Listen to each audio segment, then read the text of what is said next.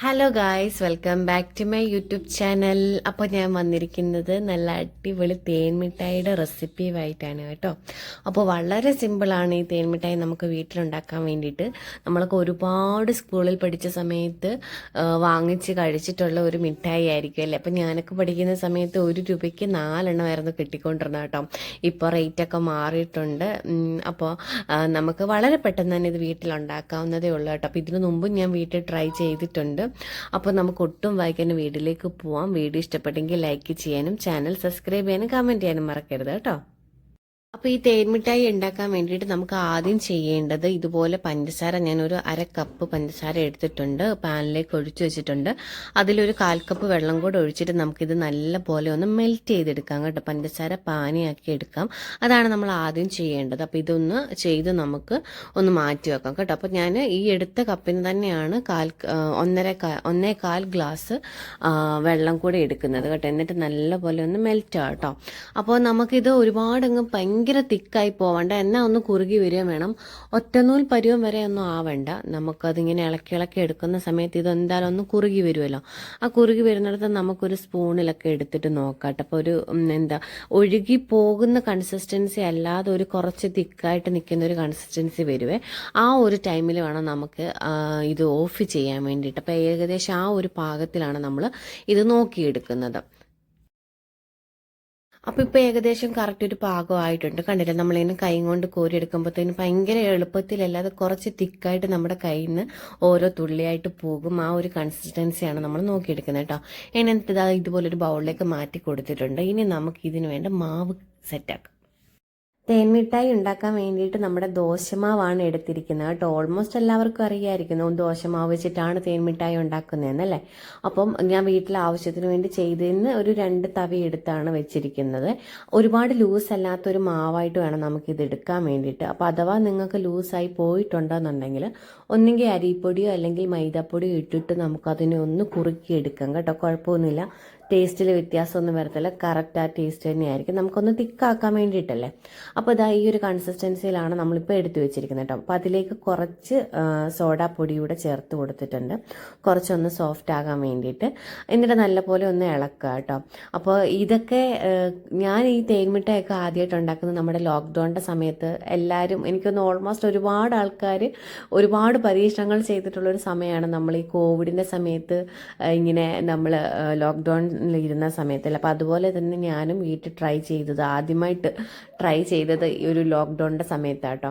അങ്ങനെ ഒരുപാട് ഐറ്റംസ് സത്യം പറഞ്ഞാൽ പരീക്ഷിച്ച് തന്നെ വീട്ടിലിരുന്ന് കഴിച്ചിട്ടുള്ള ഒരു ടൈമായിരിക്കും ഓൾമോസ്റ്റ് എല്ലാവർക്കും. അപ്പം അങ്ങനെയാണ് ഞാനും ആദ്യമായിട്ട് തേൻമിഠായി ഉണ്ടാക്കുന്നത്. പിന്നെ ഇതിലേക്ക് നമുക്ക് എന്തായാലും ഒരു കളർ ആഡ് ചെയ്യണമല്ലോ. തേൻമിഠായിക്കൊക്കെ ഒരു ഓറഞ്ച് പിങ്ക് ഒരു കളറാണ്. അപ്പോൾ ഞാനിവിടെ റെഡ് കളറാണ് എടുത്തിരിക്കുന്നത്. അപ്പോൾ ലൈറ്റായിട്ട് ഒരു പിഞ്ച് ഒഴിച്ചു കൊടുക്കുന്നുള്ളൂ. പക്ഷേ എക്സാക്റ്റ് നമുക്ക് ആ ഒരു തേൻമിഠായിയുടെ കളർ തന്നെ വന്നിട്ടുണ്ട് കേട്ടോ.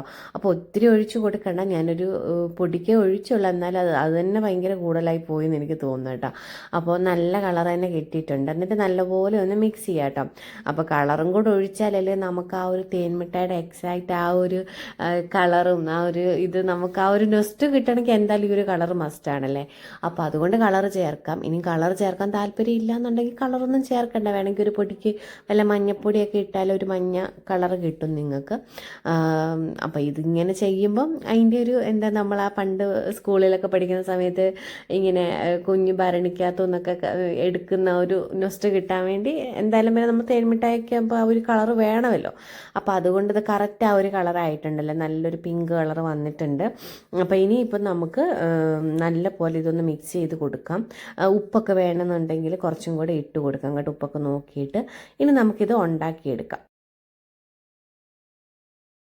അപ്പോൾ ഇതാ ഒരു പാനിലേക്ക് ഞാൻ എണ്ണ ഒഴിച്ച് കൊടുത്തിട്ടുണ്ട് കേട്ടോ. എണ്ണ അത്യാവശ്യം നല്ലപോലെ ഒന്ന് ചൂടായി കഴിഞ്ഞതിന് ശേഷം മാത്രം നമുക്ക് നമ്മുടെ മിക്സ് ഒഴിച്ച് കൊടുത്താൽ മതി.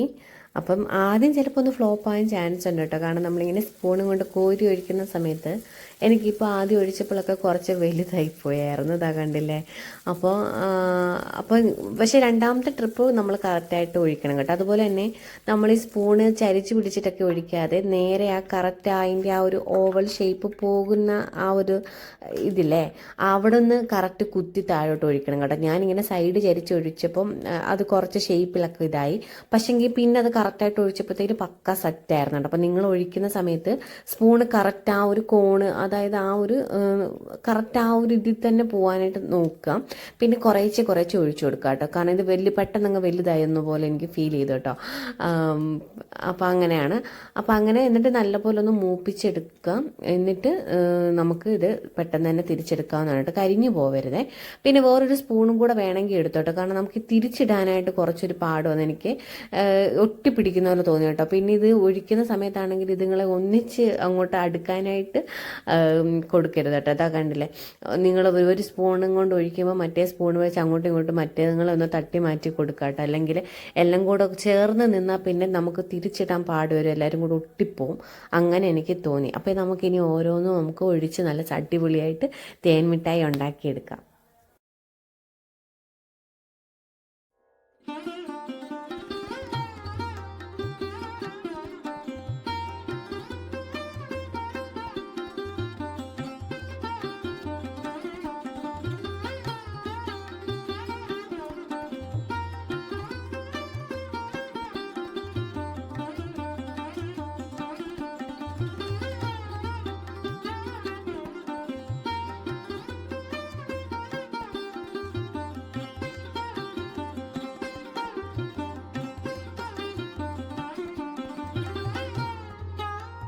രണ്ട് സൈഡും അത്യാവശ്യം നല്ല രീതിയിൽ തന്നെ തിരിച്ചും മറിച്ചും ഇട്ട് കൊടുത്ത് മൂപ്പിച്ചെടുക്കണം, അല്ലെങ്കിൽ ഭയങ്കര സോഫ്റ്റ് ആയി പോകും.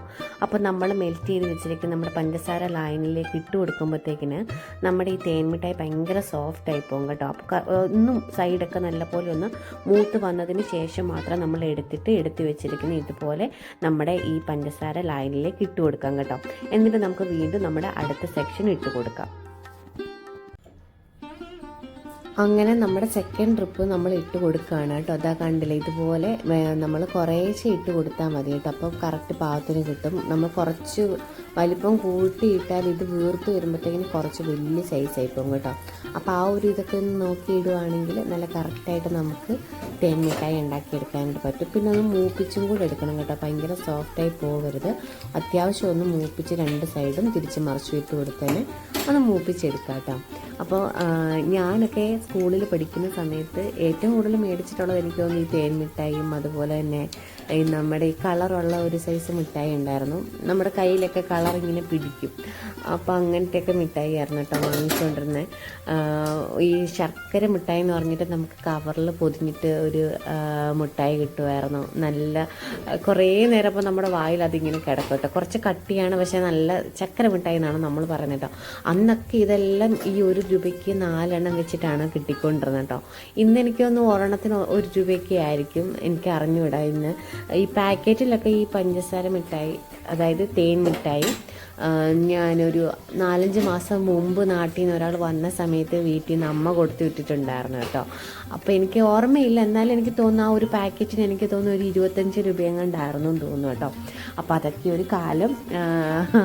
ഞാനൊക്കെ കൂടുതലും പക്ഷെങ്കിൽ ഈ മിഠായി വാങ്ങിച്ചിട്ടുള്ളത് രാവിലെ ട്യൂഷൻ കഴിഞ്ഞിട്ട് സ്കൂളിലോട്ട് കയറുന്നതിന് മുമ്പാട്ടോ. നമ്മുടെ സ്കൂളിൻ്റെ വാതിൽക്കൽ തന്നെ ഒരുപാട് കടകളുണ്ടായിരുന്നു കേട്ടോ. ഈ കടകളിലൊക്കെ ഇതുണ്ടായിരുന്നു.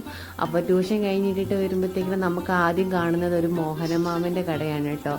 മോഹൻ എന്നാണ് ആ അങ്കിളിൻ്റെ പേര്. നമ്മൾ മോഹനമാമൻ നിന്ന് അങ്ങ് നമ്മുടെ ഫ്രണ്ട്സൊക്കെ വിളിച്ച് നമ്മളും ഓട്ടോമാറ്റിക്കലി അങ്ങനൊരു ഇതിലങ്ങാവും. അപ്പം അവിടെ നിന്നൊക്കെ ആയിരുന്നു നമ്മളിത് വാങ്ങിച്ചുകൊണ്ട്. ഇപ്പോൾ ആ കടകളൊക്കെ ഉണ്ടോ, അവരൊക്കെ ഒന്നും നമുക്ക് അറിഞ്ഞുകൂടാ. എനിവേ ഇതൊക്കെ ഉണ്ടാക്കിയ സമയത്ത് ജസ്റ്റ് ആ ഒരു പഴയകാല ഓർമ്മകളിലേക്ക് പോയി എന്ന് മാത്രം. അപ്പോൾ ഇത് നമ്മുടെ സെക്കൻഡ് ട്രിപ്പും ഇട്ടിട്ടുണ്ട്. നല്ല കറക്റ്റ് എന്ത് നല്ല രസമല്ലേ, കളറും കൂടെ ചേർത്തപ്പോഴത്തേന് പക്ക നമ്മുടെ തേൻമിഠായി തന്നെ ആയിട്ടുണ്ട് കേട്ടോ. ഭയങ്കര ടേസ്റ്റുമായിരുന്നേ. ഇതിൻ്റെ ട്വിസ്റ്റ് എന്താണെന്ന് വെച്ചാൽ, ഞാനിത് ഉണ്ടാക്കി കഴിഞ്ഞിട്ട് എന്നാൽ നമ്മൾ ഫുള്ള് വീഡിയോ എടുക്കാമെന്ന് വിചാരിച്ചിട്ട് വന്നപ്പോഴത്തേക്കിന് സാറ മുട്ടനെല്ലാം പറഞ്ഞു കേട്ടോ. സാറയ്ക്ക് മൊത്തത്തിൽ പാത്രത്തോട് കൊടുക്കുന്നൊക്കെ പറഞ്ഞിട്ട്, പിന്നെ ഇത്രയും പഞ്ചസാരയൊക്കെ ചേർത്തോണ്ട് ഞാൻ പിന്നെ അവൾക്ക് അങ്ങനെ കൊടുത്തില്ല. എന്നാലും കൊടുത്തു കേട്ടോ, 2-3 കൊടുത്തു. അവൾക്ക് ഭയങ്കര ഇഷ്ടപ്പെട്ടു. ഒന്നാമത് ഈ ഭയങ്കര കളറുമാണ്, പിന്നെ നല്ല മധുരം ഉണ്ടല്ലോ. അപ്പോൾ അങ്ങനെ അതിൻ്റെ ഒരു ക്ലിപ്പ് ഞാൻ എടുത്ത് വെച്ചിട്ടുണ്ട് കേട്ടോ, ഒക്കെ നോക്കാം. അങ്ങനെ നമ്മുടെ സെക്കൻഡ് ട്രിപ്പ് എടുത്തിട്ടുണ്ട്. എന്നിട്ട് ഈ ചൂടോടുകൂടി തന്നെ നമുക്ക് ഈ പഞ്ചസാര ലായനിലേക്ക് ഇട്ട് കൊടുക്കണം കേട്ടോ, എന്നാലേ നമുക്ക് ആ ഒരു കറക്റ്റ് ഇതിൻ്റെ ഉള്ളിലേക്കൊക്കെ വലിച്ചെടുക്കുകയുള്ളൂ ആ ഒരു തേൻ കേട്ടോ, പഞ്ചസാര ലായനി. അപ്പോൾ അതാ കറക്റ്റ് പെർഫെക്റ്റ് ആയിട്ട് തന്നെ നമുക്ക് കിട്ടിയിട്ടുണ്ട്. വളരെ എളുപ്പമാണ് വീട്ടിലുണ്ടാക്കാൻ വേണ്ടിയിട്ട് കേട്ടോ. വല്ലപ്പോഴൊക്കെ നമുക്കൊരു നൊസ്റ്റുവിന് വേണ്ടിയിട്ട് ഉണ്ടാക്കിയെടുത്ത് കഴിക്കാവുന്നതേ ഉള്ളൂ. അപ്പം വീഡിയോ ഇഷ്ടപ്പെട്ടെങ്കിൽ ലൈക്ക് ചെയ്യാനും ചാനൽ സബ്സ്ക്രൈബ് ചെയ്യാനും കമൻറ്റ് ചെയ്യാനും മറക്കരുതേ. അപ്പോൾ പുതിയൊരു വീഡിയോയുമായിട്ട് വീണ്ടും കാണാം. ബായ്.